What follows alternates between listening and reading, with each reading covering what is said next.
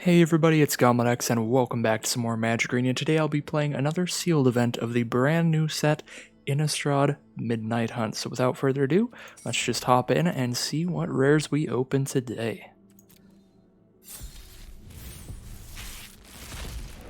Alright, alright.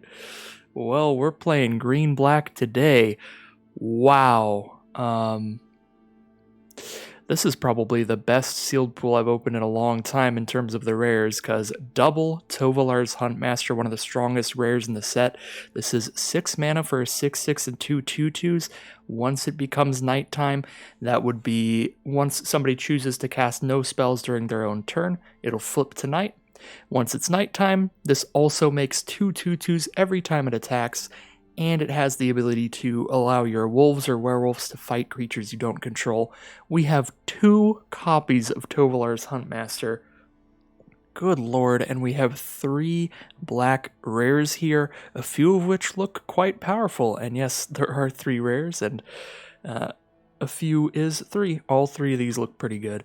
Jisa, Glorious Resurrector, 4 mana for a 4/4. If a creature an opponent controls would die, instead you exile it, then during your upkeep, you get to put their creature on your battlefield, but you do give it Decayed. Decayed means that it can't block, and when it attacks, you do have to sacrifice it. So, it's not immensely busted, because you don't permanently keep their creatures, but every creature of your opponent's that dies, you're just getting it onto your board for at least 1 attack, and you're getting all the enter the battlefield effects, you're getting any of their good abilities, so this card seems absurd. There's also Curse of Leeches. This one, I'm a little more interested in seeing how it plays. I have played with this like 1 time before, and it was pretty alright. But yeah, this one's pretty weird. 3 mana for an enchantment to curse a player with, and the curse will make it so they lose a life during their upkeep and you gain a life. So it's like a cheaper version of Ill-Gotten Inheritance or Dogged Pursuit from recent draft formats. Those were 4 mana enchantments that would do the same thing. And then if it becomes nighttime, you get a 4/4 lifelinker, which is pretty cool. So overall, like, it's definitely a card I'm gonna run. I don't know how highly I would draft it, but like if it just shows up in my sealed pool, I'm always gonna try it out and play around with it. And then we have Jadar, Ghoulcaller of Nephalia, 2 mana for a 1/1, and at the beginning of your end step, if you control no creatures with Decayed, you create a 2/2 black zombie creature token with Decayed. So this is really good with any sacrifice outlets to make use of those zombies. It's really good when your opponent doesn't have any creatures out that are good at blocking 2/2s, because then you just hit them for 2 every turn and replace your zombies over and over again. So Jadar here, quite a powerful card for multiple reasons, so happy to play with Jadar as well. So let's see what we have in the sealed pool. I'm going to take a very quick glance at our non-green and black colors here, because I'm very certain we're just going to be green-black, but I will go ahead and scroll through, so if you want to read any of the cards, you can just pause on them, and I'm going to try to read them real quickly and just take into account in general how good our other colors are, because maybe we have a bunch of really good commons and uncommons in a certain color. Yeah, white seems pretty average. The best thing we have going in white is double Silversmith. This is pretty much the best white common, I think. Just a really good rate for this card. It's 4 mana for 4 power and 5 toughness, 2 of which you get to put wherever you want, so a 2/3 plus 2 separate +1/+1 counters, really nice, and you can even put one of the counters on itself, so I do love me a Gavany Silversmith. 2 Considers, pretty nice little draw spells in blue. We have 3 of the mediocre blue removal spell that taps something down. The Locked in the Cemetery. Firmament Sage can draw a lot of cards, Organ Hoarder draws a card. Blue seems solid as well. Double Phantom Carriage, pretty cool at the top end of the curve. But here we are with one of the most important colors, because it's where our most powerful bombs are. Let's see how good our black is. Ecstatic Awakener. Well, not every deck can run this card, because if you can't consistently sacrifice a creature, this card is very bad, just a 1 mana 1/1. So if you don't have a lot of expendable creatures to sacrifice, but we're going to have a lot of expendable creatures to sacrifice with Jadar's ability, and if we get any other Decayed in our sealed pool, that'll make it even better. Definitely solid with with Jisa, Glorious Resurrector as well. My apologies if I'm mispronouncing it. There is no pronunciation guide for all the cards in the set, as much as I would love there to be. So I'm sure I'm mispronouncing like everything. So Jadar is obviously great. Foul play is nice. Destroy a small creature and get a clue token to sacrifice to draw a card later. Novice Occultist is a great little chump blocker because you draw a card when it dies. Good sacrificial fodder for Ecstatic Awakener as well. Olivia's Midnight Ambush seems like great removal because our green half of the deck is going to be playing some werewolves, at least 2 of them, so it'll be nighttime occasionally, and anytime it is, this is fantastic removal. 2 mana instant speed, -13, -13. Even 2 mana instant speed, -2 is fine. You would just prefer it to be a bit better. Siege Zombie gives you a really good way to use your decayed zombies. Since they'll die anytime they attack, any way to get like consistent value off of them is better, and consistently using them to tap and drain your opponent for life is quite good. So Siege Zombie, actually really good with decayed zombies as well. Vampire Interloper seems fine, a flyer that can't block. If we're getting aggressive, that'll be fine. Of course, we'll be playing all our rares, so throw that curse in there. Some more werewolves, don't mind if I do. A 3 mana 2/3 menace is the worst this card can be, and if it ever flips, it's a 4/4 menace. That seems pretty solid. Pretty good stats for the mana cost. Stromkirk Blood Thief. At the beginning of your end step, if an opponent lost life this turn, put a +1/+1 counter on a vampire you control. So this is just going to get itself a little bigger over time because we only have one other vampire right now, just the Vampire Interloper. Still probably fine.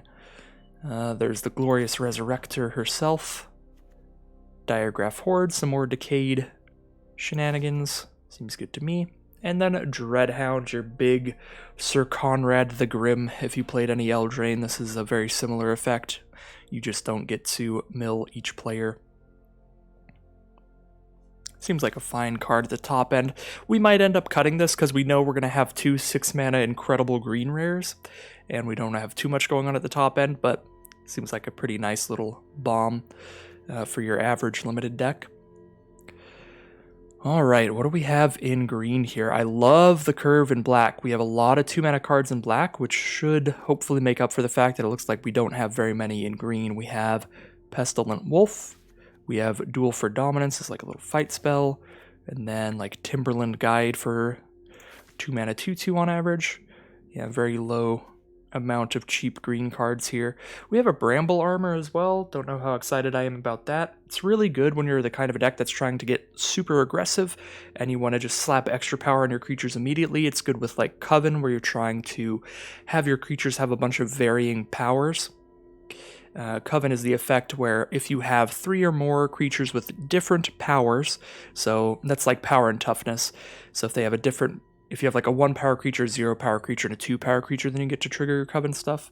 So cards like Bramble Armor that set one of your creatures' power different than the rest help with that. So Bramble Armor is like good in aggressive green-white Coven decks, but I don't think this is going to be the deck that wants to use equipment, because we're going to have a bunch of just individually powerful cards that we don't need to make any better, like augmenting them with equipment, because we're just having like 4 bombs in this deck. We have 2 Hunt Masters, we have Glorious Resurrector, we've got Curse of Leeches, Dreadhound.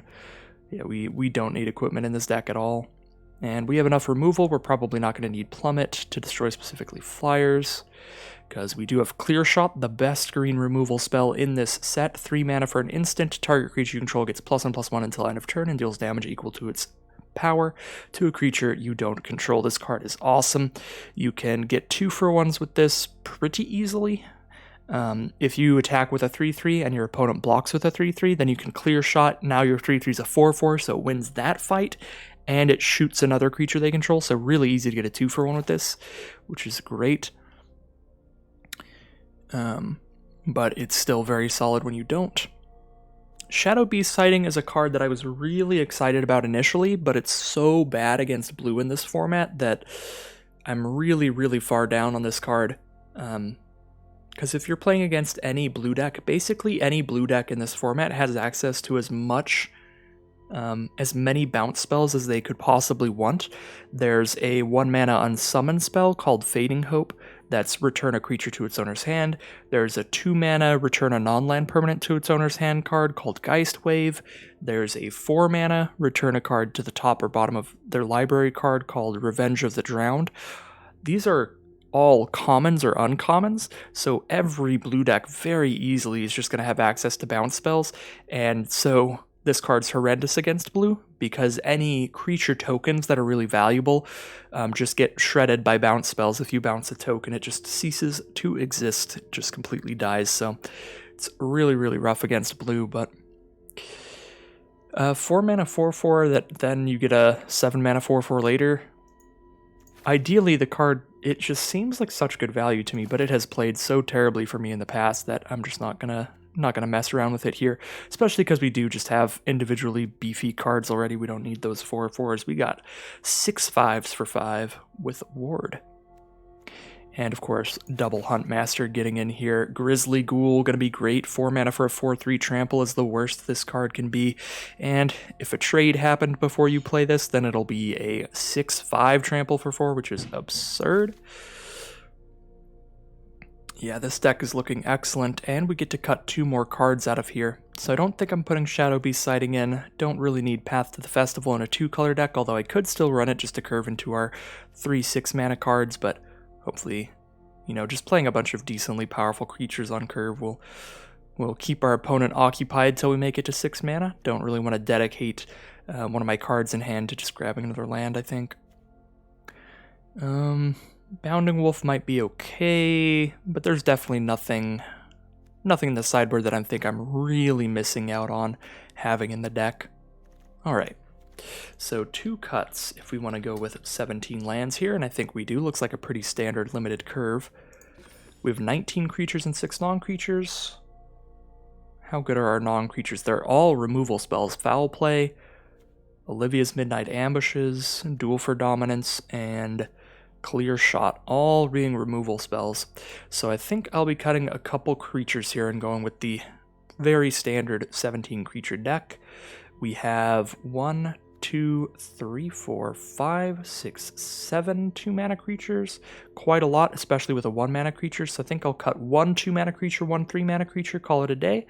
And out of the 2-mana creatures, the one that I think makes the most sense for me to cut would be Vampire Interloper.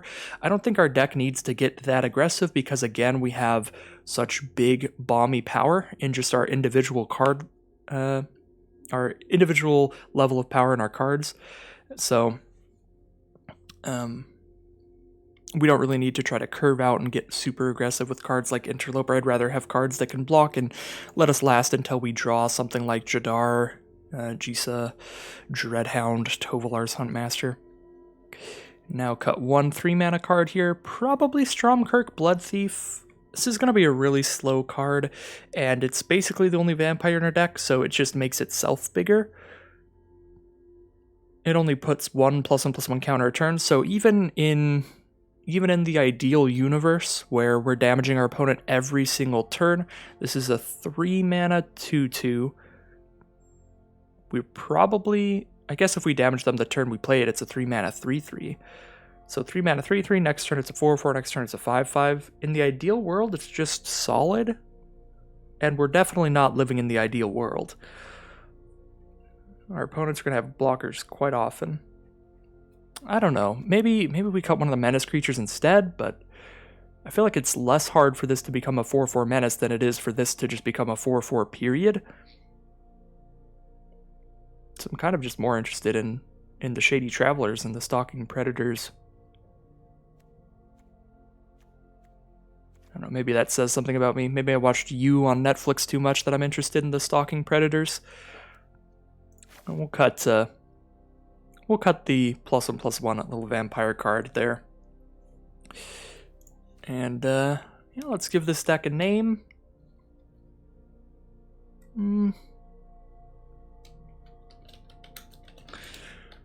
Lookmaw 4 rares. And call it a day. Our lands are already Innistrad lands, so they're really nice flavorfully. Oh, this forest, this tree has a bunch of skulls in it at the bottom. Do you see that?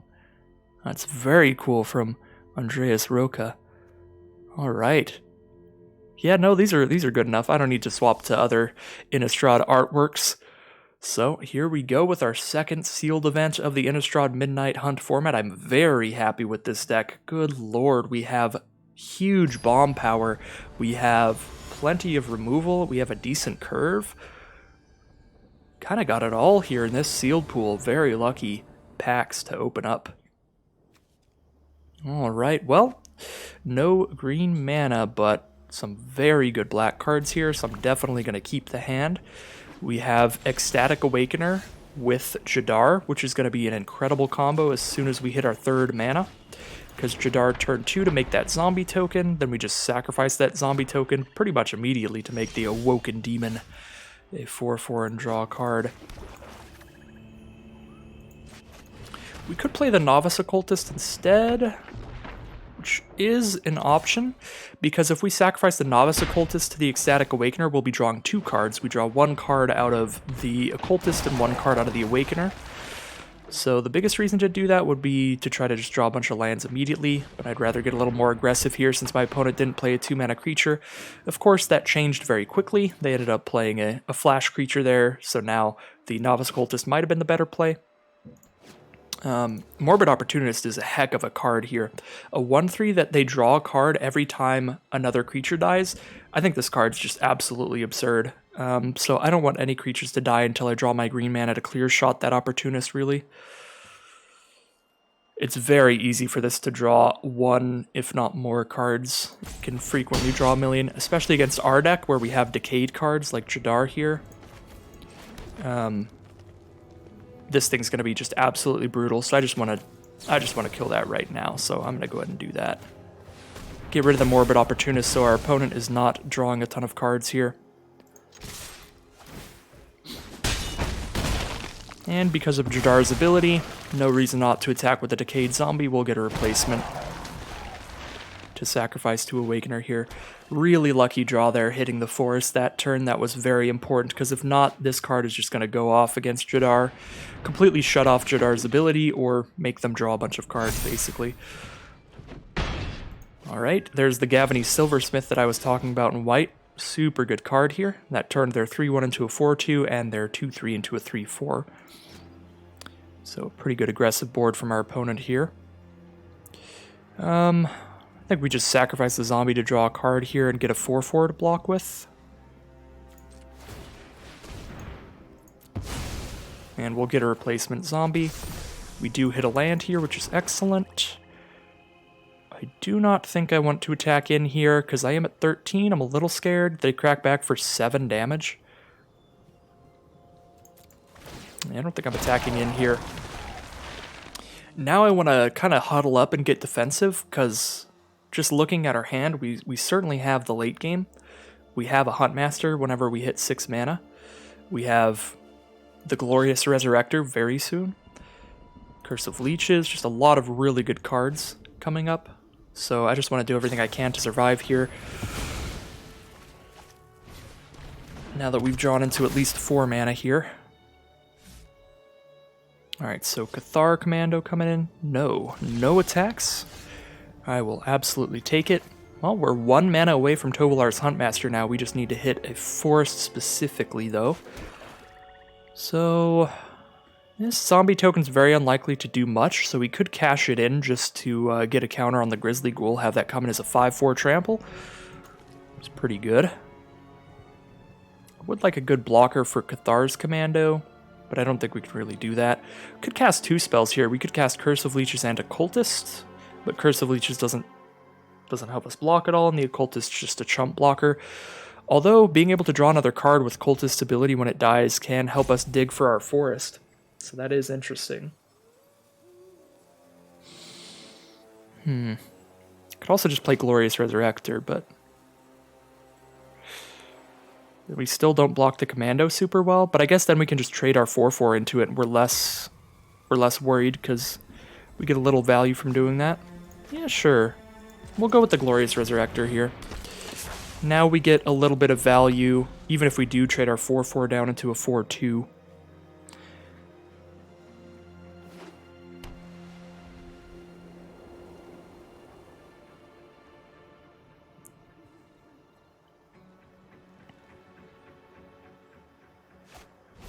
Alright, so they do have the removal for the Glorious Resurrector. That's one removal spell down for Tovolar. And we've got the mana for it, so I think we just slam down Tovolar. We definitely just slam down Tovolar. Even if Tovolar dies immediately here, we got 2 2/2s out of it, which will certainly help us block. 2/2s are exceptional at blocking 4/2s here. Dual Craft Trainer. So a first striker at the beginning of combat, they give one of their creatures double strike every turn, as long as they have, the Coven. So that's really good. That'll be 8 damage to us. Could double block like this. They have 4 power of first strike. They can first strike away one of these, but then the other one's going to kill the commando.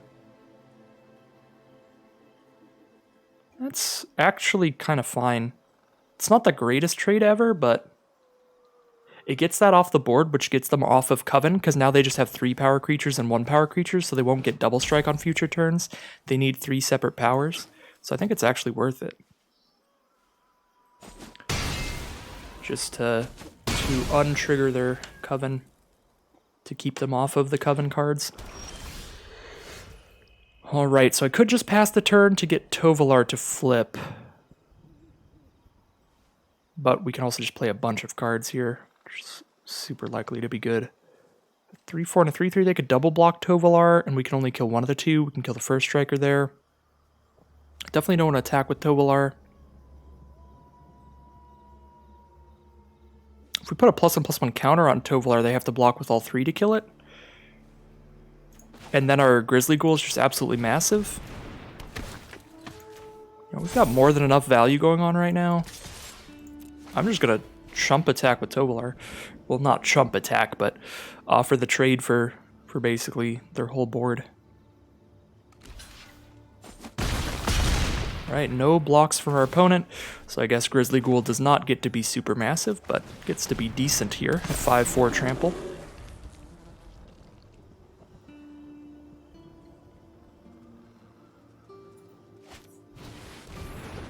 The Search Party Captain, a 2/2 that allows them to draw a card when they cast it.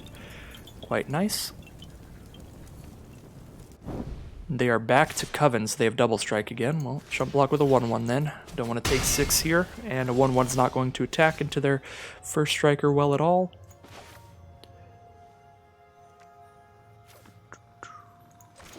One, 2, 3, 4, 5, 6 power. They don't have the mana to use the Awakener's ability, so we can attack with our 7/7 freely. Attack with the 5/4 without too much concerns either, right? They block with a 3/3 and a 1/1. We still trade 2 for 1. That's fine.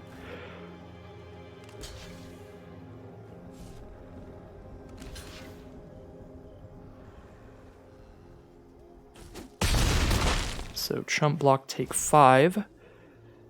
Could flip Tovolar here if we cast nothing, but Curse of Leeches when they're at 2 life seems exceptional. Drain them for 1 life every turn. Incredibly likely to finish them off for us, even if we don't get any combat damage in here.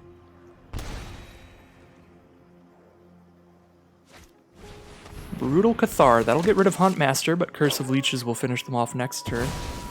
Ooh, they get rid of the Trampler there, because they want to be able to chump block and survive, I suppose.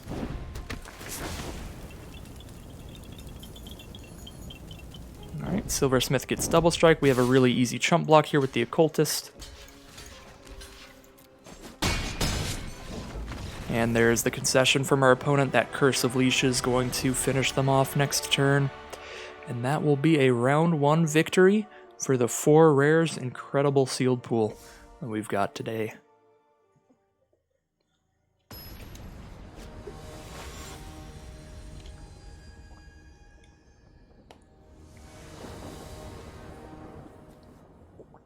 Round 2 here, another incredible start with the same 3 cards we had in the first hand, but now we have both colors and a clear shot in the opener. This is an incredible hand here. Definitely going for the curve of turn 1 Awakener, turn 2 Jadar, and then turn 3 activate the Awakener again.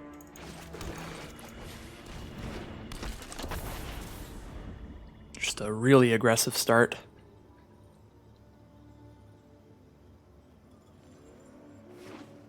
Our opponent starts with a Plains, and they pass the turn. We have a Siege Zombie here, but would rather play Jadar to go with Awakener's ability, of course.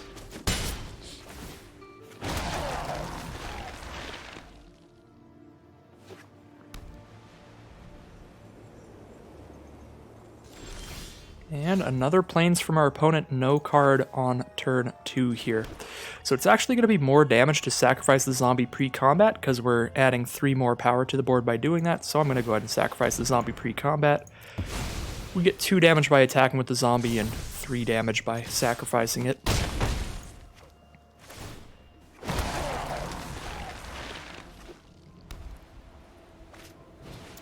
Candle Trap on the Awoken Demon, so it is now a defender that can deal no combat damage, and they can exile it eventually if they need to get rid of its ability to block their stuff. So let's send in the squad. Would I rather play a 4/4 or 2 2/2s?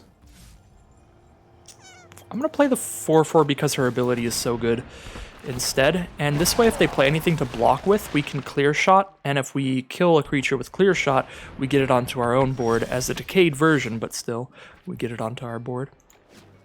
I don't think I want to cast a clear shot on an unruly mob when they don't have any other creatures anyway, so now I think I'm just attacking with our creatures that are larger than a 1/1. We'll hold up the mana to cast clear shot if something weird happens, like some sort of combat trick. But there we go, hit for 6, they're down to 5.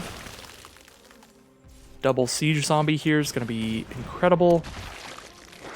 Could cast just 1 to hold up clear shot, but I think we'll be fine without it. So the Siege Zombie is giving us that reach to where even if they have a million blockers, we can close out this game. They're at 5 life, and we can deal 1 damage to them this turn, and then we have enough creatures on board to do 2 damage to them every turn after that, even if we can't attack in. The Siege Zombies have definitely been a really good 2-drop in the set.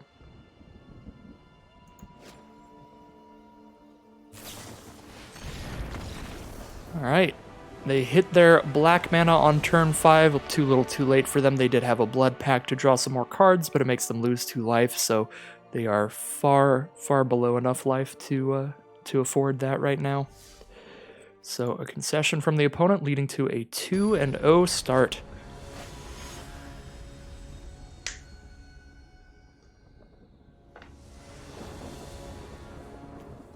All right. Did I rig Arena today? We're actually whitelisted today with this ridiculous sealed pool, and then every hand we've had Ecstatic Awakener into Jadar, which we've seen in our first 2 games how good of a start that is. Wow. I am more than happy to keep casting Ecstatic Awakener into Jadar. Double Evolving Wilds to start from our opponent, quite nice to get that in the sealed pool there. They're on black and white here, it looks like.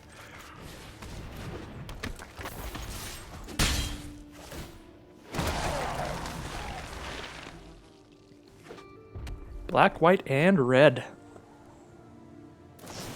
And there's the removal for Jadar, but we did get at least the 1 decayed zombie out of it to up-res our Ecstatic Awakener to HD, but we could also just cast a Shady Traveler, get more creatures on the board. Hitting for 1 damage this turn if I do that, but it plays really well. Yeah, it plays really well with the Daybound, Nightbound mechanics, so I'm going to do that. The reason I'm doing this is because now we have a really easy turn to take off of playing cards, because next turn then we can flip our Awaken card, our Awakener, and by flipping it, we're spending all our mana to just use an activated ability, so we won't be casting any spells next turn, and by not casting any spells, we'll also flip Stalking Predator into this 4/4 Menace card. So a 3/3 Trampler gets a +1/+1 counter whenever it becomes night. So that'll become a 4/4 when it becomes night, which will make it pretty equivalent to our stuff. We could clear shot to just kill it here, but we can kill it later. We can clear shot a 4/4 into being a 5/5 to shoot it down. So I think I'm going to stick to our guns here with the Ecstatic Awakener into Awoken Demon play. And then we'll plan to clear shot next turn. Because we do get to attack in. We've got Menace here so they can't block. We have 4 power so they can't block.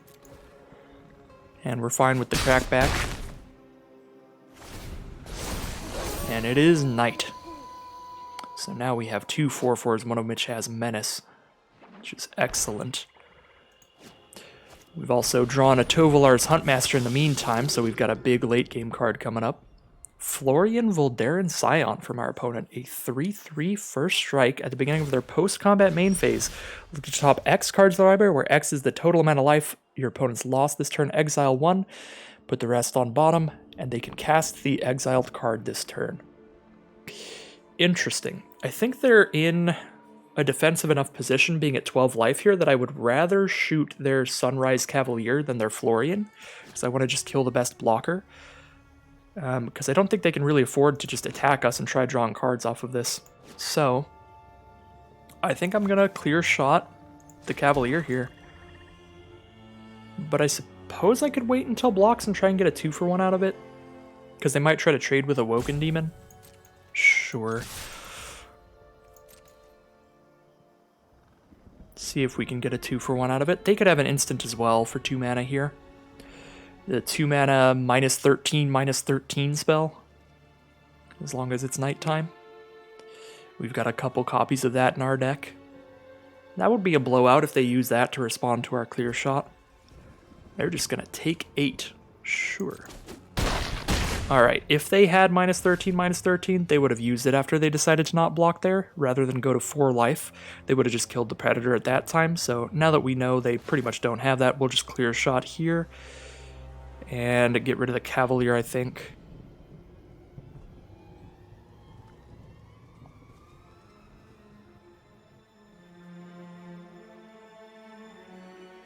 Is there any reason to get rid of Florian instead? I really don't think there is. I think we're getting rid of Cavalier. We can let them play around with Florian. And now, if I cast Siege Zombie, I am going to make it daytime, so our Predator is going to turn into a 2/3, but at 4 life, a 2/3 is still pretty menacing. So it might be okay to just cast Siege Zombie, especially because Siege Zombie gives us the ability to drain them some life, even without attacking. I don't know. I'm going to pass, though. A 4/4 Menace is, no pun intended, incredibly menacing on this board. Now they need 3 blockers to survive, because they have to double block the 4/4 Menace, and they have to block the 4/4 without Menace. So they're dead on board to this attack. We'll see if it pans out that way.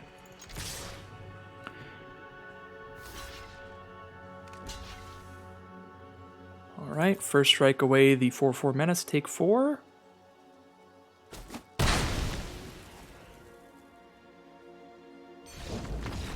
And the concession from our opponent. Alright. So, I was super okay with that attack because not only do you want to make them have that removal spell or lose on the spot, but we of course had Tovolar's Huntmaster to drop on the board, even if something went heinously wrong. So we had a really good backup plan. So 3-0. Undefeated so far, which, I'm just looking at the quality of the sealed pool, is somewhat to be expected. And this is a sealed pool that I would say most players could ride all the way to victory. So, of course I say that, but Magic is a game of chance. Things can always happen, things can always change here. We could play against some very good players or some very good decks. Not a guaranteed 7-win run here, but I will do what I can to get there. It's about as close as I've gotten to a guaranteed 7-win sealed deck in a while.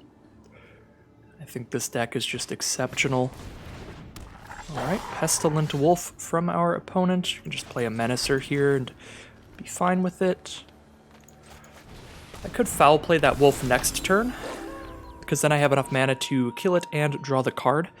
And getting a Death Toucher out of the way is pretty good here when we have a handful of creatures that are going to be pretty big. That would definitely be trading down into their 2/2 Death Toucher. Like, I don't want a 6/6 to trade down into a 2/2 Death Toucher, or even a 3/4. I don't want that to trade down. Especially don't want Tovolar's Huntmaster to trade down, and now I really want to hit a land every turn. So I want to draw my 5th land next turn and my 6th land the turn after that. So yeah, I could say I am pretty interested in drawing the card here, to the point where I am going to foul play over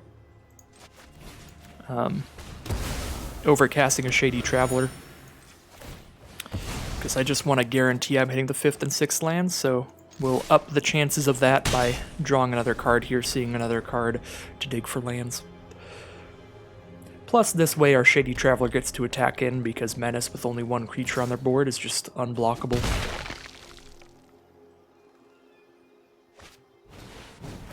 A 3/2 Trampler from our opponent turns into a 4/4 Trampler during the night. Very similar to our Menace card here, it's just the red version. The red version's a Trampler, the black version's a Menacer. So we could duel for dominance if we want, but that's just one of our creatures fights one of theirs, so we would lose the fight here. Well, wouldn't lose the fight, we would just trade. So that seems like a bad deal. I think we just play our biggest card, big old Diagraph Horde. Big 3/4 blocker, and a couple Menace zombies. We exile 2 cards from graveyards. Okay. Exile their best creatures then. We could let them like discard and draw. I'd rather get rid of the Death Toucher in case they have any reanimation or recursion. Of course, the Menace creature getting in again since they only have the one creature untapped.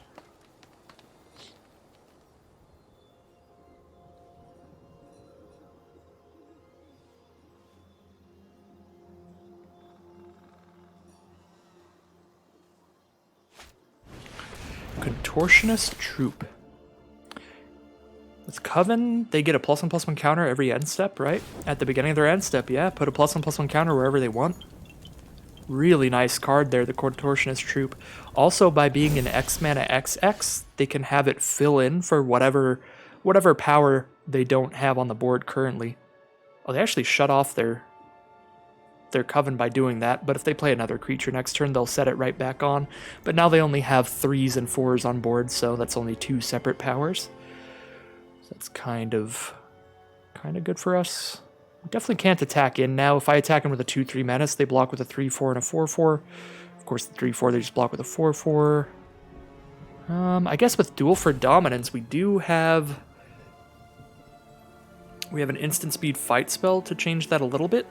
Fighting with a Decayed Zombie actually makes Duel for Dominance pretty good here. Does that make attacking with a 3/4 okay? I don't think it does, because we don't have Coven to buff anything. Kind of like just Shady Traveler, and then hold up Duel for Dominance. We can have our 2/2 zombie kill their 3/2, which is just a really good deal, because the Decayed Zombie's just going to die anyway. Yeah, I guess probably is worth it to attack with Diagraph Horde, because now that I'm thinking of it, like, the Contortionist Troop's a really important card to kill, otherwise it's going to keep putting a +1/+1 counter on one of their cards every turn. So we can 2-for-1 ourselves to kill the Contortionist Troop if they choose to block with it. We'd trade our Diagraph Horde and our Duel for Dominance to kill it there by sacrificing one of these Decayed Zombies for another 2 damage. That'd be 5 damage total to the troop. Yeah, seems like enough of a high priority target to 2-for-1 ourselves to kill. 2-for-1, of course, meaning use 2 of our cards to kill 1 of theirs, setting us down in the whole card advantage game.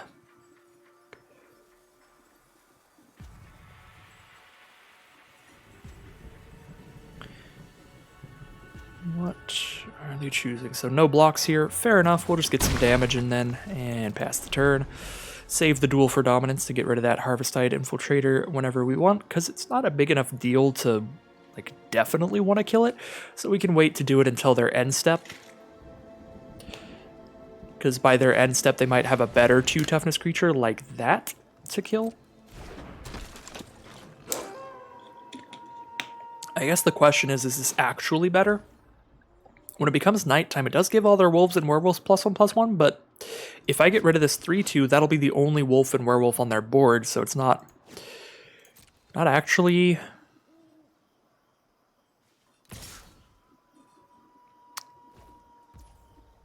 It's not actually going to buff anything. And you know what? I guess by getting rid of the Kessig Naturalist, I do keep them off of Coven. Because they have 2s, 3s, and 4s right now. If I get rid of their 2, then they'll only have 3s and 4s again.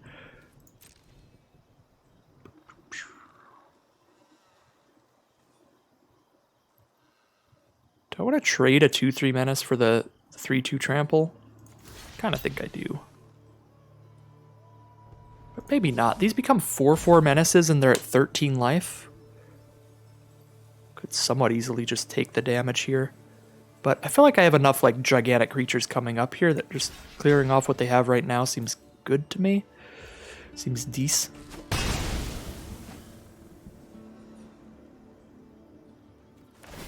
Oh, I forgot to set a stop for the duel for dominance before they went to the end steps, and now they just Coven.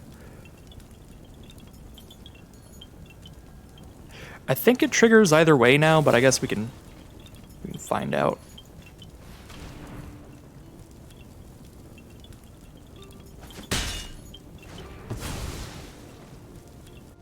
Oh, it doesn't. Okay, so we can still fizzle it there.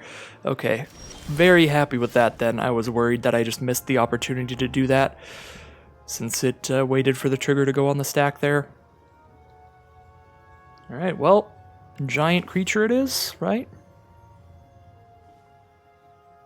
Burly Breaker.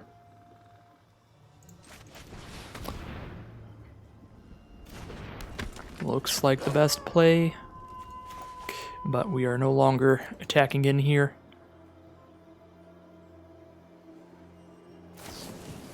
Electric Revelation. Discard a card to draw 2 cards, and they can flash it back and do it again. So they've got some card draw coming up here to filter through any extra lands or anything they don't want right now.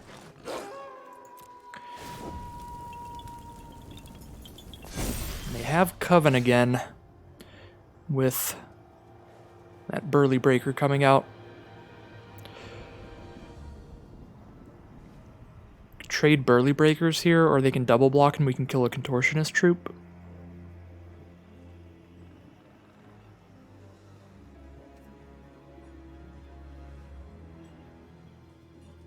Jadar's not very good here because we have Decayed Zombies sitting here doing nothing. Let's see if we trade some Burly Breakers.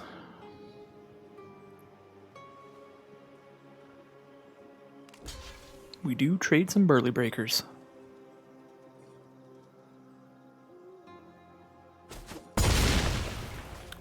Alright, well, since we traded Burly Breakers, a 4-5 is actually a really relevant power toughness to be at here, because we can block their 4-5 and we can beat their 4-4. So now counter on the Diregraph Horde seems good to me. Jadar does very little here until we draw some way to sacrifice these Decayed Zombies, or I guess if we just keep attacking in with them, they'll just keep getting blocked, but then we could theoretically start making more. But there'd be no purpose to that right now. I guess whenever I actually want to attack with like the 4-5, then we just attack with all the Decayed Zombies and get a tiny bit of damage in when we do that. Alright, here we go. So now we play something big. We get to cast Tovolar's Huntmaster or Dreadhound. Dreadhound hits our opponent whenever our Decayed Zombies die, right? Yeah, that's actually excellent with Jadar. Maybe I play Dreadhound here and just try to fizzle them down with Jadar's ability instead of just playing Huntmaster. Because sure, Huntmaster's giant, it's putting a lot of power toughness on the board, but our opponent has a lot of power toughness too. It's gonna just be hard to attack in here, even with Huntmaster. So I think I'm going Dreadhound and trying to go for the drain game here. We milled our second Huntmaster. That is alright. It's all good. Let this Timberland guy die just to do a damage to them, I think. I guess it can chump block. Can hold it off and wait to do the damage until they're at like 1 life. We'll just send in the Decayed Zombies. Get that damage and put them down to 9.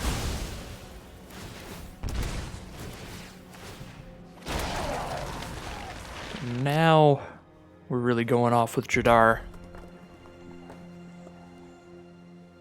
We have found our use for Jadar here.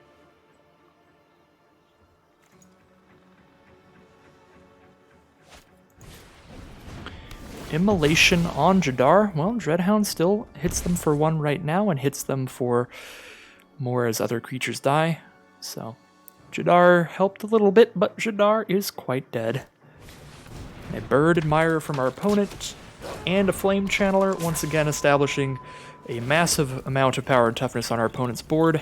So we are unlikely to be hitting them physically for the final 8 damage, but hopefully Dreadhound over time can get there. Clear Shot is huge. Clear Shot's actually such a massive draw here, because it can make one of their double blocks like really, really bad if they block incorrectly. I guess we are putting our Dreadhound at danger if we go for it here, which is a big deal. But even if they block with like every creature on their board, and Dreadhound definitely dies in that circumstance, we still make Dreadhound a 7/7, kill their Tireless Hauler, kill their 4/4 troop, and a 2/2. It's still worth it. When we have a Huntmaster to follow up here, we're clearing enough of their board to start chipping in with the rest of our field. So I think we do send in the Dreadhound here. And since Dreadhound's likely to die, we might as well get that 1 life off the zombie here as well.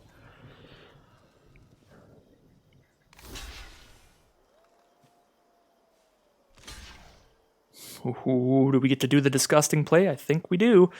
Not super disgusting because we're not killing Contortionist Troop as well here, but we do get to kill these and keep our Dreadhound around with the Clear Shot.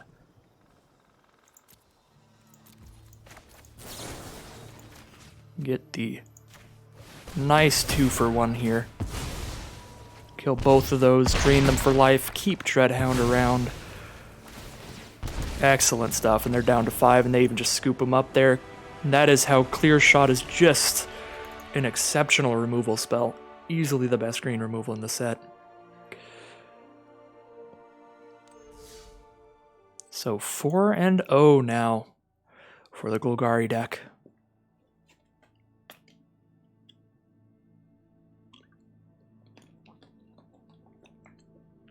And that Dreadhound did a lot of work. Good old Houndoom coming in hot. I'm very happy I kept it in, even though I do have like 2 6-mana green rares. Just that uncommon did so much work that game with how massive our opponent's board was in terms of their ability to block stuff. Just being able to drain life every time stuff happened was absolutely phenomenal.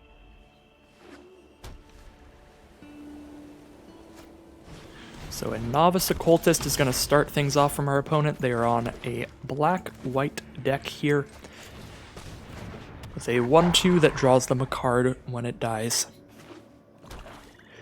Black-white has a lot of sacrifice effects in the format, so they can make some good use out of that even if they don't just go for a chump block, but they might just go for a chump block here. Let's send in the Wolf, see what happens.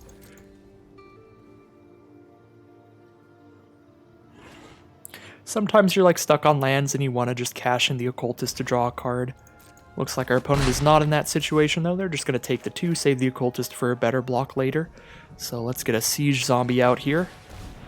I don't feel the need to hold up our instant speed removal. I'm not that scared of what they're going to do here. They just play a 3/1. We can just trade it for the Siege Zombie. I don't love that trade, but we've seen time and time again how massive our late game is, so I'm just going to... From this point on, I'm just going to always play for the late game, I think. Just from the start of every game. So, take that trade there. Grizzly Ghoul is going to be really good if they go for any blocks with smaller creatures than the 3/3, and if they block with the 3/3, we can just trade the Wolf up into it, and then they just have 2 power on the board. Of course, then we're not playing a creature this turn, which isn't awesome. Alright, no blocks from our opponent. Still just going to cast the Grizzly Ghoul then as a 4/3. It's not really worth sitting here waiting on it, although theoretically with the Decayed Zombies on the Diagraph Horde, we're guaranteed to get a decently big Ghoul later. But a 4/3 trample on curve here is plenty good enough for now. And I'd rather be curving out than not. And it's just going to get exiled anyway with a Borrowed Time. So we are taking 4, and they're passing the turn. Alright, definitely time for Diagraph Horde, I think. Although we could Shady Traveler and hold up our Midnight Ambush. They are going to cash in the Novice Occultist now. Go ahead and draw a card here. They're going to Blade Brand, give it Death Touch, and draw another card off the Blade Brand. Well, now I guess I'm casting Shady Traveler, because I can cast Olivia's Midnight Ambush to save our Pestilent Wolf and shut off one of their card draws, because they won't draw a card if Occultist is not a legal target for Blade Brand. They'll still draw the one card when the Occultist dies, but not the card from Blade Brand, so seems like a good deal to me. Now they just draw a single card, and we keep Pestilent Wolf.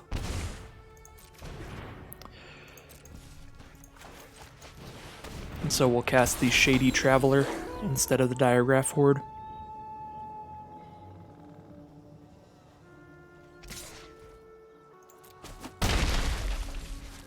We're down to 13 now, and Blood Tithe Collector forcing a discard. Goodbye, Diagraph Horde, because we're one land away from Huntmaster. Can't really afford to discard that. And there's the land.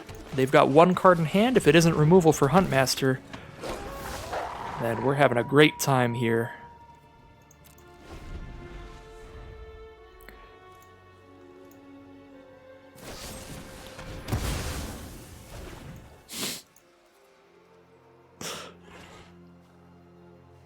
And I guess the one card in hand was removal. So, surprised they didn't attack with the flyer there. I guess they do get hit pretty badly without it. We don't really have a good attack here, do we? We could attack with Pestilent Wolf and trade up into the Cathars. That's okay. Yeah, that's pretty solid. Because by doing that, we get the 3/3 on the ground out of the way. If they try to kill it that way, and then they can't like double block our Shady Traveler when it's a 4/4 menace, because they could double block here. I would rather force them to double block here if possible. Dual Craft Trainer, terrifying, but they don't have Coven yet, so they're not giving double strike yet. Just a first striker, but a first striker is going to block our Pestilent Wolf all day long.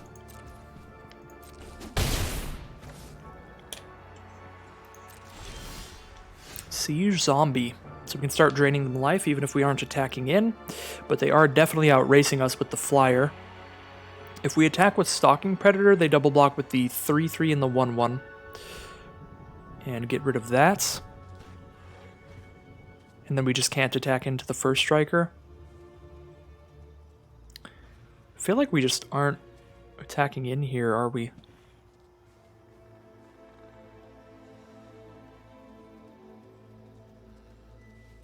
I don't know, I just need like one removal spell to get Dual Craft Trainer out of the way, and then we're just really getting in. I guess one removal spell also could just kill the flyer and protect us instead. I'm gonna go and attack with Stalking Predator, because if they hit Coven, that's pretty disastrous for us. So I feel like they... Ooh, alright. So I feel like they might go for the double block here, and then that way we get their 1 power creature off the board, so it keeps them off of Coven. If they hit Coven, we're dead in two attacks instead of 3 attacks, because they can give the flyer double strike. So just in the interest of getting that 1/1 off the board, to make it less likely they hit Coven, I'll go for that attack there. And unfortunately, they do hit Coven with a 7/6 on the board here. We can block that super well, but they can just give the flyer double strike now.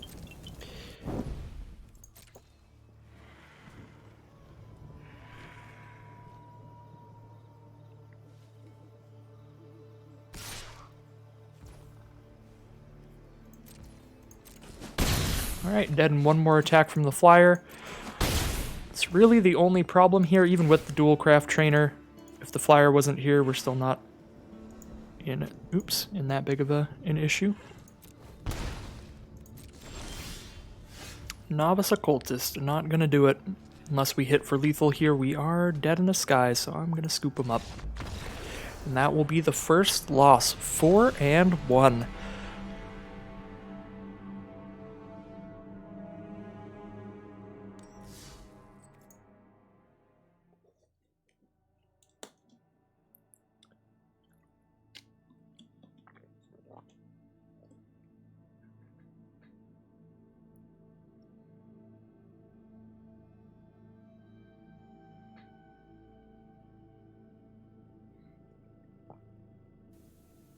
Together, we are unstoppable. And someone has followed the Twitch channel. I do record on the same program that I live stream from, so I do get those alerts even while I'm recording. So thank you for the follow. They don't show up while I'm recording, though. Alright, so we're in round 6 now. 4 wins, 1 loss here. Only need 3 wins to get to a full 7-win run. Be really in the value. And we've got a great opening hand here. More than happy to keep this.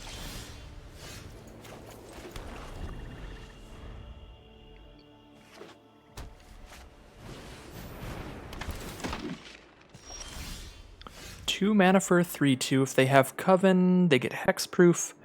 And they basically get protection from a color. They get hexproof and it can't be blocked by creatures from that color. So yeah, essentially hexproof or protection from a color. Well, our curve is not great here, so if our opponent just plays a forest here and just has the aggressive Coven start, we're going to get absolutely slapped. Luckily for us, though, just the 3/2 to start things off. And that's going to be it for now. I don't really want to attack with Siege Zombie. I want to hold off their damage from that 3/2 because, again, we really have late game plays here with our 6 mana cards in hand. So, just focus on blocking what they have here. Curse of Leeches is nice. It's going to be the only option here, so we just go for it because we don't have the second black source for the Glorious Resurrector. Could sacrifice the Siege Zombie, but that seems bad.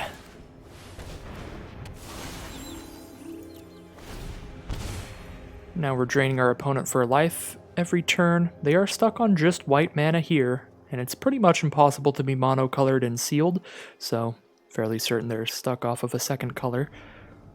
They're only 1 power away from triggering Coven, which would be really bad for us. Gavany Silversmith does get there. They're going to have a 2, a 3, and a 4 now, and a Coven means we're going to start getting beaten down. For 2 mana, they get protection.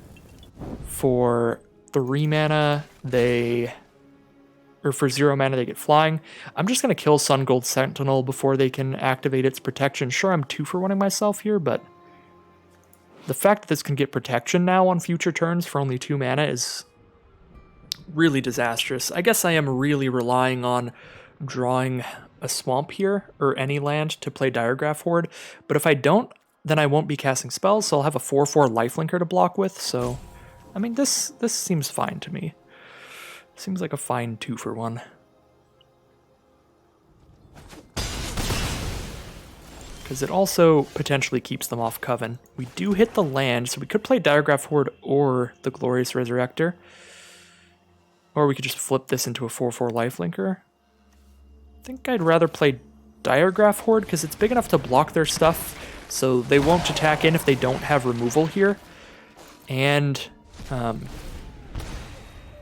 if they do have removal, they're likely to use it, which means that they spend their removal spell on this, rather than spending it on Resurrector or Huntmaster or anything better later, even Dreadhound. So yeah, they do have removal, so now they're using removal on a 3/4 instead of a 4/4 lifelinker or a 4/4 with great abilities or either of these. So I really like pulling out the removal there. That worked out quite well. So now we play another 4/4...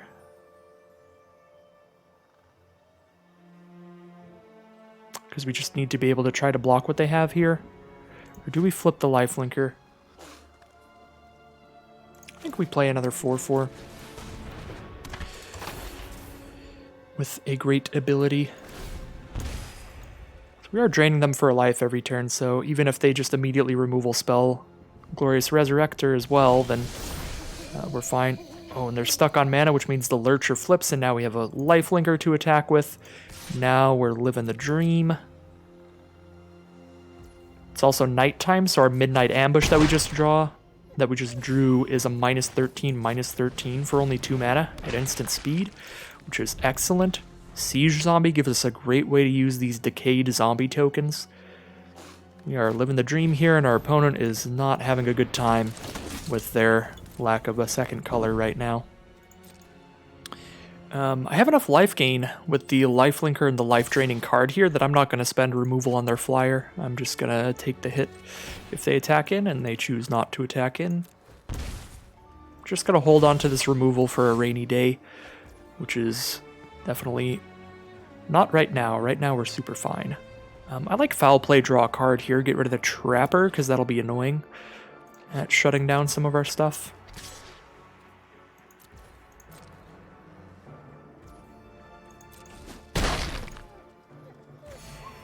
Plus, then we get to draw a card by casting Foul Play, which helps us hit the 6th mana we need for either of our 6 drops, either of which would be excellent here.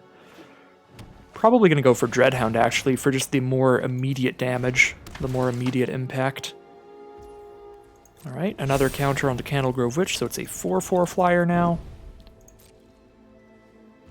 We have so much life gain. Again, I'm not super worried, so I'm just going to draw the card off the clue. Burly Breaker is the draw. Let's get that drain from the Siege Zombie. And we get the Gavany Trapper onto our board with Decayed, but we can still use its ability, which is excellent.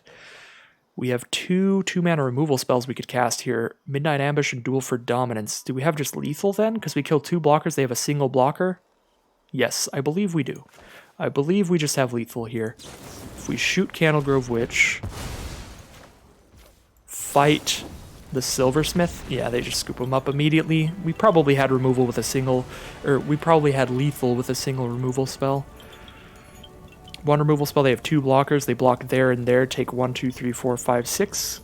No, we had to cast both to have lethal, but we were super close to lethal, and they were in a very bad position pretty much all game there. Not a particularly lucky game for our opponent there, stuck on mana the whole time. But that will lead us to 5 wins. So our opponent's misfortune there will be our fortune as we head into round 7.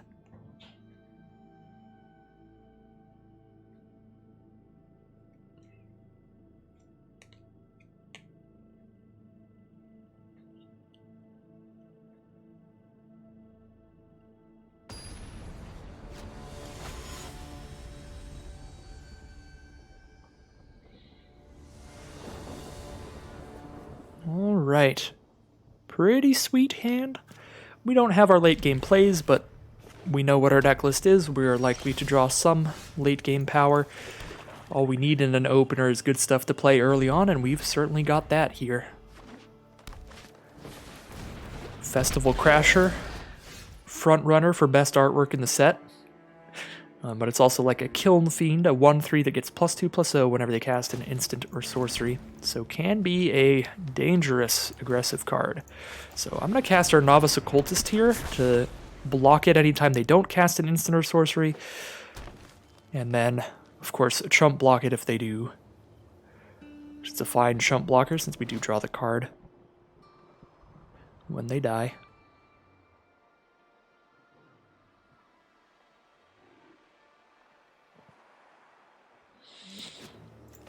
Almost definitely casting a Shady Traveler next turn. That seems to be what the world is telling us to do. Drawing the 2nd copy last turn.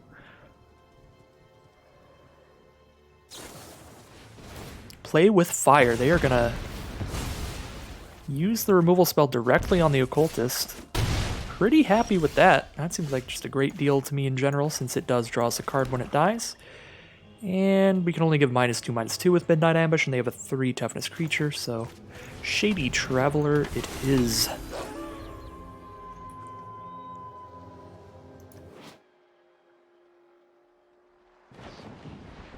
The stranger spoke to no one, and the townspeople gladly returned the favor.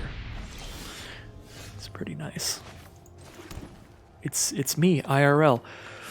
Alright, so play Shady Traveler here, but then if they just are trying to constantly remove everything, we'd rather have some interaction here. But again, Midnight Ambush just isn't going to actually kill anything. So I think we do just play another Shady Traveler over the Siege Zombie. Sure, with Siege Zombie we get to hold up Olivia's Midnight Ambush, but it's not going to kill anything anyway, so Just play the Traveler, and then this way next turn we could play a 2-mana card and a 3-mana card. We can play Siege Zombie and Clear Shot.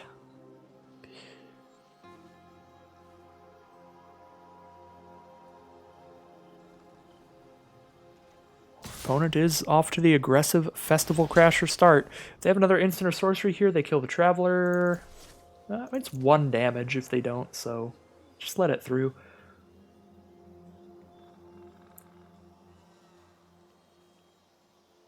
And if they do, it's going to be 3 damage. We go to 10. I'd rather go to 10 than lose my Shady Traveler without the Traveler trading into the Crasher.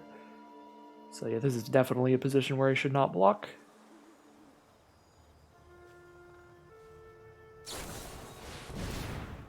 Alright, make it very big this turn. Okay, actually hitting us for 6. Never mind. That that would lead to a spot where we might want to block. Should I just Clear Shot before they have any response here? Just to be super safe? I don't think so. I don't think so, because I can cast a Siege Zombie here to block Festival Crasher.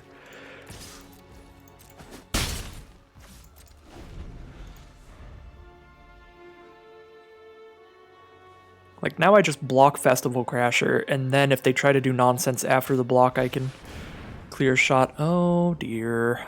Arlen is a very, very good card, because, sure, a lot of the abilities on Arlen don't look that good, but the fact of the matter is it's 4 mana to get 2 2/2s, and that's the absolute worst Arlen can be, which is pretty good.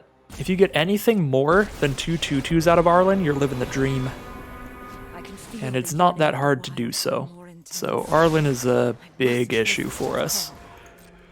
If they attack with the Festival Crasher here, we can kill Arlen with our Menace creature. But they choose not to. We can still do that because we do have multiple removal spells. So let's set up for that, I think. So I think I would rather actually Midnight Ambush here, because we can get like a 2-for-1 off of Clear Shot if they go for a block next turn, by making our Siege Zombie big enough to kill their 2-2 that blocks it. So let's Midnight Ambush one of the 2-2s here. And we just need to hit Arlen for 1 damage. So we can attack Arlen with both to defeat Arlen, or we can use a removal spell and then attack Arlen with only the Menace creature.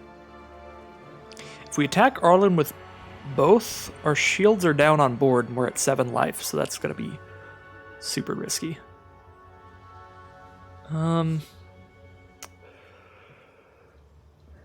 Yeah, I mean, I think we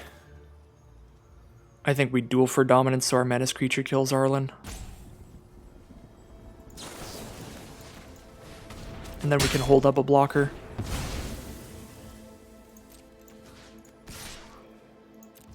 But we definitely need to defeat Arlen here. Retreat into the night.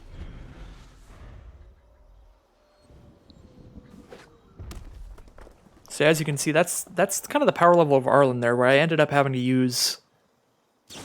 I had to use removal spells against their tokens, so I spent 2 cards to beat Arlen, so they got a 2-for-1 out of her.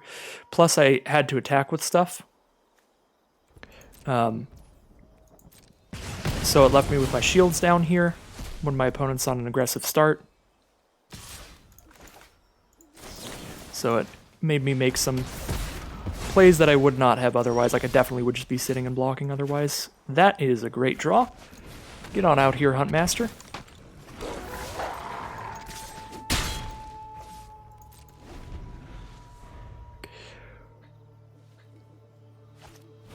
Pestilent Wolf from our opponent. It's a good draw from our opponent. That'll Death Touch kill the Huntmaster.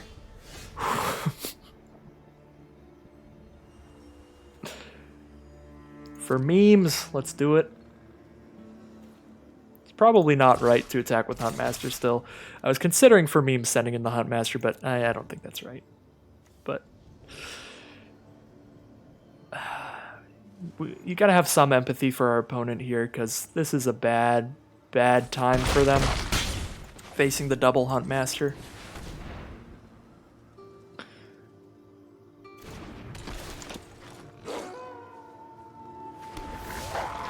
That is a bad time. We top decked 2 Tovalar's Huntmasters in a row and limited. Yeah, gotta have some empathy for empathy over there. Oh no. Oh dear. I'll take the victory, but that feels slimy, that one.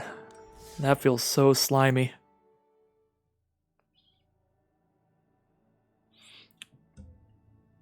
Top decking 2 Tovalar's Huntmasters in a row and limited. This has got to be one of the luckiest days of limited I've played in a while. This is a ridiculous sealed event here. But that leads us into 6 wins and 1 loss as we head into round 8. See if we can't clear this final round for a 7-win run.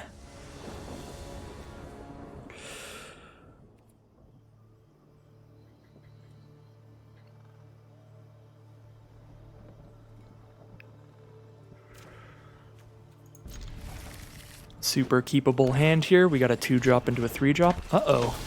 Opponent starts with turn 1 Ecstatic Awakener. We've seen how good this can curve out if you have some tokens to go with it.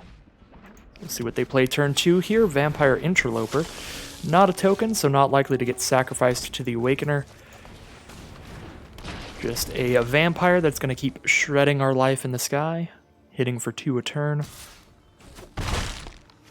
So black and white from our opponent. They have the 3 mana, and a Shady Traveler is the play. We've got one of those too. Clear Shot could be awesome here if they go for a block, but I do not think they will. They also won't attack into Siege Zombie with the 1/1, so we might as well send it in.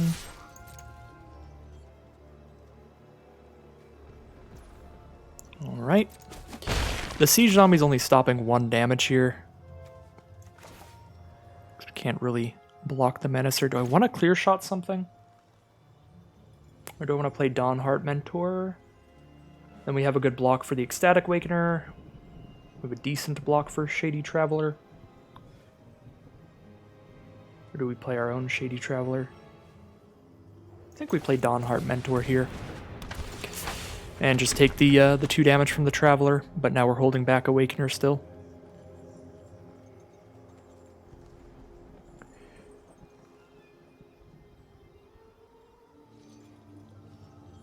I suppose theoretically if we had cast Shady Traveler, holding up a... or just theoretically not attacking, period, we could have gone for a double block of a 2/2 and a 1/1 on the Shady Traveler. But we're stopping 2 damage and we're dealing 2 damage. It's a pretty equivalent exchange there. Although I guess it's possible we just really want to preserve our life total against the aggressive start from our opponent. So our opponent is going to sacrifice the flyer. Now I'm definitely less concerned about the life total, because the thing I was the most scared of was certainly their flying creature, because our deck doesn't have a lot of defense against flying. So now that that's gone... what do we do here? Probably play the 4/3 Grizzly Ghoul. Can't cast 2 spells here, so I can't push things into day, but I can make a creature big enough to trade with the Awoken Demon. And the Clear Shot's not going to be enough to kill anything right now. I guess I could have played the 4/4 Menace instead of the 4/3 Trample here. But because the Menacer's cheaper, it's more likely that we can cast 2 spells in 1 turn with that. So if I draw like a 2-mana creature, the next turn I get to cast this and a 2-mana card to flip theirs back to the day side, which could be good. Well, the Fenestrate's really bad for us. Pretty great aggressive start from our opponent, putting a lot of pressure on us. Gonna be a bad time over here. Down to 7 now. We don't draw a 2-mana card, so we can't flip things back. I can't Clear Shot and Shady Traveler, I just don't have enough mana, so I guess I just cast Burly Breaker as a massive blocker. Hope for the best there. And then next turn I can afford to cast Shady Traveler and Clear Shot. Things are painful here, and we're going to have to Clear Shot the Flyer because we just don't have flying defenses.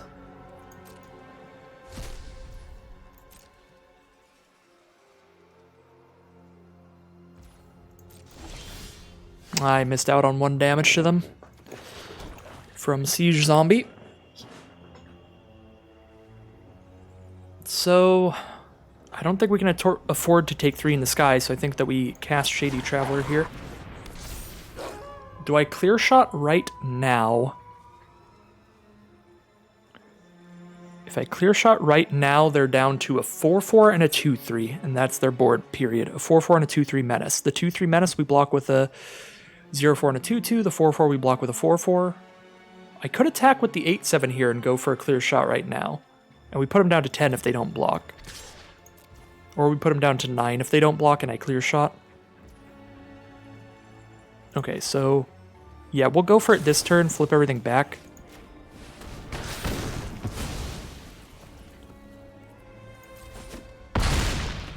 It might matter that I didn't get the 1 damage off of the siege zombie there, because now the life totals are pretty close. The Awoken Demon we're gonna have to chump block here, but the Shady Traveler doesn't get in well.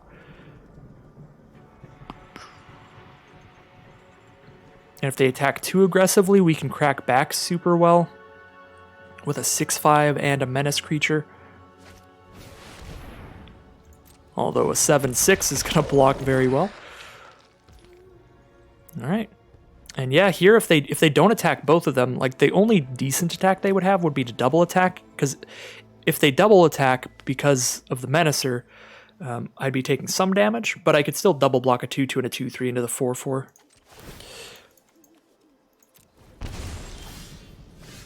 All right, so Glorious Resurrector. Here we actually have the ability to give +3/+3 trample at instant speed, so we could have Burly Breaker just beat their 7-6 if they block.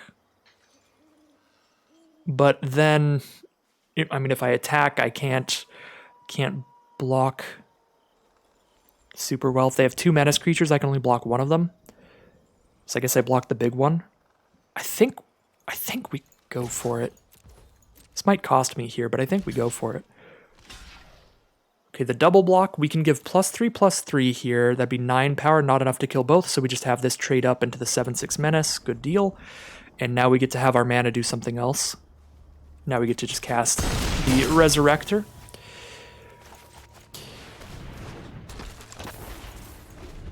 Theoretically, it would make sense to cast Resurrector before that attack, so that anything that I traded with, I would get decayed on our board.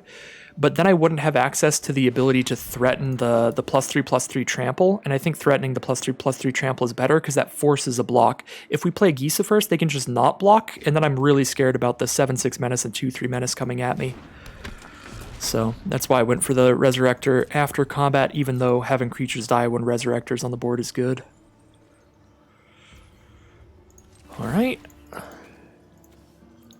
Have them lose a life.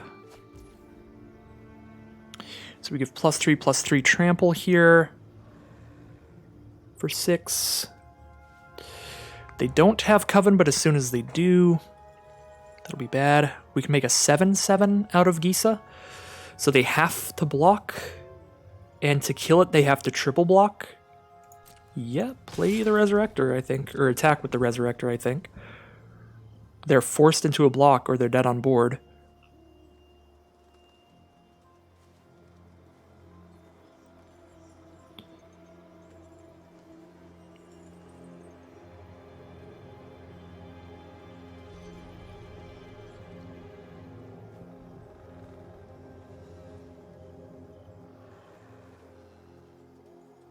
That's 7 damage.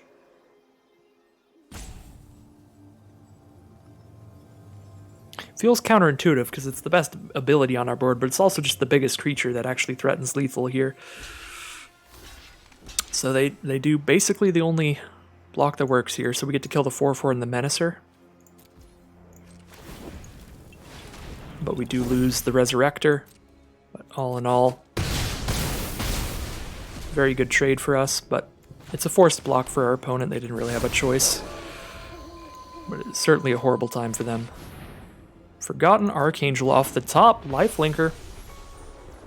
Lifelinker's huge, but we force a block with our menacing Stalking Predator here, so they have to chump block with both of their creatures or die to menace. So Dawnheart Mentor really slapping this game. Really, really doing it for us. The triggered abilities, or the activated ability on Dawnheart Mentors just absolutely saved us this game. If they don't block, they die. The only way they can block is a double block, and if they double block, they lose both their creatures. Dawnheart Mentor just for the win here. Gotta feel really bad to just have to lose Lysa there. Opponent just forced into some very bad blocks. Lysa's ability does bring back that Witch, but again, the main part, they're just forcing them to lose their giant lifelinking Angel. Huntmaster's the draw, pretty excellent, but let's see, 7 damage. They're not dead on board now, are they? I don't think they are.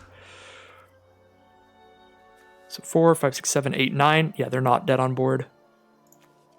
They are. They take 6. I get 3 more creatures, so I hit them for 1. They take 7.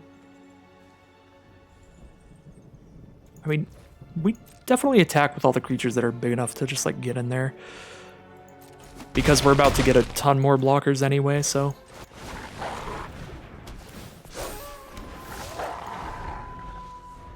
Tovolar's pack leader's out, and there's the concession from our opponent, so 7 wins and 1 loss. Mad props to the one opponent who did beat us here, because this was kind of an auto-build sealed deck here. Sometimes you will just open the nuts, and this sealed pool is certainly nuts. The Ecstatic Awakener was really fun with decayed zombies, like Jadar. That was the best combo. We played a lot of Jadars early on, and then we played a lot of Packmasters later on in the games. So that was phenomenal. Obviously, the Huntmasters were ridiculous, always coming out late game there. Clear Shot is just cream of the crop removal. Incredibly good card. The Midnight Ambushes were solid, and yeah, just a super sweet deck in general. Still don't know how I feel about Curse of Leeches. I think it did some pretty brutal stuff. We got to attack with it as a lifelinker in one game, which was awesome. So I think pretty good. Pretty solid, I would say. But it's still such a weird card to try to evaluate. But based on how it did in this deck, it did pretty dang well. But that is going to end the sealed event. As always, if you enjoy these videos, just stick around on the channel. I will have plenty more Innistrad Midnight Hunt Limited coming in the near future.